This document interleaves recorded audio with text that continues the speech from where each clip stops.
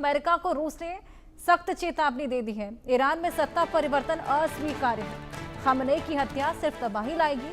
हमला किया तो नतीजे खतरनाक होंगे। ईरान पर एक्शन में शामिल ना हो अमेरिका, सैन्य कार्रवाई में शामिल ना हो अमेरिका, ईरान पर हमले हुए तो नतीजे खतरनाक होंगे। देखिए, पुतिन की भी अब एंट्री हो चली है। पुतिन यहाँ पर सख्त चेतावनी अमेरिका को दे रहे हैं। हालांकि कितना अमल इन पूरे नसीहतों पर, इन चेतावनियों पर अमेरिका करता है, ये देखने वाली बात। हमला किया तो नतीजे खतरनाक होंगे, पुतिन ये चेतावनी दे रहे हैं। ईरान पर हमले हुए तो डेंजरस कुछ एक्शन रशिया लेता हुआ नजर आ सकता है। ये बेहद बड़ी चेतावनी। और ईरान में सत्ता परिवर्तन अस्वीकार्य। जिस तरीके से चेतावनी खamenei की हत्या को लेकर न केवल नेतन्याहू लेकिन अब तो ट्रंप भी देते नजर आए कि हमें उनकी एग्जैक्ट लोकेशन मालूम है। उसके बाद ये एक तरीके से रशिया की चेतावनी, ईरान में सत्ता परिवर्तन अस्वीकार्य। अरविंद सिंह जी, हमला किया तो नतीजे खतरनाक, क्या लगता है क्या खतरनाक नतीजे देखने को मिल सकते हैं? अब तो पुतिन का भी हस्तक्षेप सामने आ गया। हालांकि इस पर अमल ट्रंप करने नहीं वाले, ये तो साफ है। बिल्कुल ठीक बात है हर्षा जी। और ये जो है, ये जो इन दिनों में जो कुछ भी घटित हो रहा है वो एक टर्निंग पॉइंट है। टर्निंग पॉइंट ये है कि अगर इस लड़ाई में अमेरिका जीतता है तो ये तय है कि जो बहुध्रुवीय विश्व की कल्पना है उसको धक्का लगेगा और यह लगेगा कि आज भी इस दुनिया में अमेरिका ही केवल सुपर पावर है। जबकि इसका उल्टा होने पर यह पता चल जाएगा कि अब अमेरिका की नहीं चलने वाली है, जो दूसरी ताकतें हैं वो भी उतनी ही इंपॉर्टेंट है। और अगर ईरान में कुछ होता है तो आप समझ लीजिए कि रूस की वेस्ट एशिया से लगभग उसका पूरी तरीके से कहना चाहिए कि उसका सफाया हो जाएगा।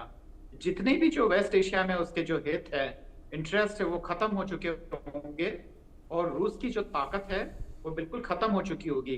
सीरिया के बाद में ईरान ही एक ऐसा देश है जहां रूस समर्थक सरकार है, या कहना चाहिए कि रूस की मित्र सरकार है।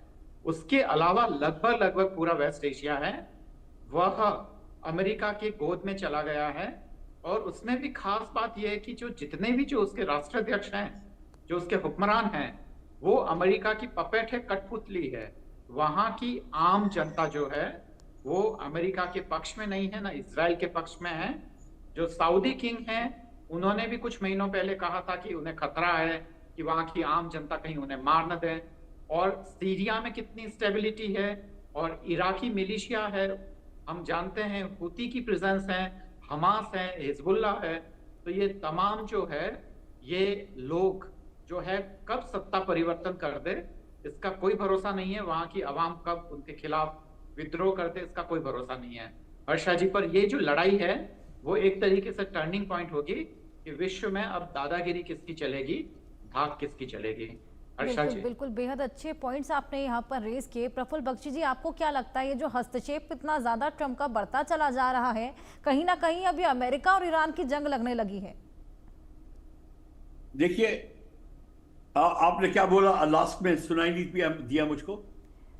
मैं बोल रही हूँ जिस तरीके से हस्तक्षेप यहाँ पर ट्रंप लगातार कर रहे हैं, ऐसा लगता है कि एक तरीके से इजराइल भी अब दरकिनार हो गया है, अमेरिका और ईरान की जंग ज्यादा हो गई है। ये बिल्कुल ठीक है, ईरान और अमेरिका की ही तो कन्फ्लिक्ट, मेंटल कन्फ्लिक्ट चल रही है बेसिकली। और ये अमेरिका उसको चाह रहा है कि जो जितने न्यूक्लियर पॉइंट्स, IAEA के पॉइंट्स वो जो प्रोड्यूस कर रहा है, कंट्रोल ऑफ यूरेनियम की बात कर रहा है, यूरेनियम इनरिचमेंट की बात कर रहा है, वो ईरान मान ले। ईरान मानने को तैयार नहीं है। तो इसलिए अब अमेरिका, अब जिसको कहते हैं कि अपना आधिपत्य ईरान पे जमाने की कोशिश कर रहा है, वो होगी नहीं। वो जब से शाह गिरा है तब से अमेरिका को इस बात की प्रॉब्लम आई हुई है कि जो क्लर्जी है वो इतनी स्ट्रांग हो गई है कि उसकी चलने नहीं दे रही ईरान पे। पर एक मैं बात आपको और बता दूं, इस समय खमीनी के खिलाफ भी बहुत आवाजें उठ रही हैं। खमीनी इतने इजी पोजीशन में नहीं है। जो यूथ और यंगर जनता है और जो एजुकेटेड मासेस हैं, खासकर एजुकेटेड जो फॉरेन यूनिवर्सिटीज वगैरह से हैं, वो बिल्कुल खिलाफ हैं कि the way Khomeini is controlling, वो खमीनी को हटाना चाहते हैं, तो खमीनी की पोजीशन भी इस समय इतनी सेफ नहीं है जैसे कि लगती है हमें। पर अब आगे इसको देखना पड़ेगा कि खमीनी कौन सी चाल चलता है और बिल्कुल। क्या करता है, क्योंकि ईरान के समर्थक जो हैं वो बड़े कम आ रहे हैं। और इस समय आपने देख लिया सऊदी और जो जॉर्डन का सबका स्टेटमेंट उनके बीच क्या में आ रहा है। तनातनी, बिल्कुल हाँ। बिल्कुल। सर समय की थोड़ी कमी है, जल्दी जल्दी हम लोग कंक्लूड करेंगे। एक बड़ी खबर इसी बीच, इजराइल का एक्शन प्लान तैयार है। ईरान पर हमले के लिए 4 होल सेट किए हैं। एक पार्ट में विध्वंस मचाने की तैयारी है और वहीं इजराइल के टारगेट पर न्यूक्लियर साइट्स हैं। तेजावत जी, छोटा कमेंट आपसे, टारगेट पर न्यूक्लियर साइट्स इजराइल के? कोई खास फायदा नहीं होगा। कारण ये कि एक तो जो बहुत सारी न्यूक्लियर साइट्स हैं वो काफी गहरी हैं, अंदर 300 300 400 400 फीट है। और एक रूस ने साफ साफ कह दिया है कि जो कम से कम 300 के आसपास रशियन साइंटिस्ट हैं वहां पर, अगर ईरान ने अगर उसके हमले से अगर एक भी साइंटिस्ट मारा गया तो उसके अपने कॉन्सिक्वेंसेस होंगे। रूस ने एकदम साफ साफ कर दिया है। तो बिल्कुल। इसी चीजों को ध्यान में रखकर आगे की चीजें होंगी। हाँ, एक और बड़ी अच्छा। खबर, बीती रात इजराइल ने बड़ा हमला किया। 15 जेट फाइटर जेट थे जिससे हमला बोला गया है। 3 मिसाइल लॉन्च साइट तबाह कर दी गई है। इससे क्या फायदा प्रफुल्ल बख्शी जी, जिस तरीके से लगातार मिसाइल लॉन्च साइट्स को तबाह किया जा रहा है?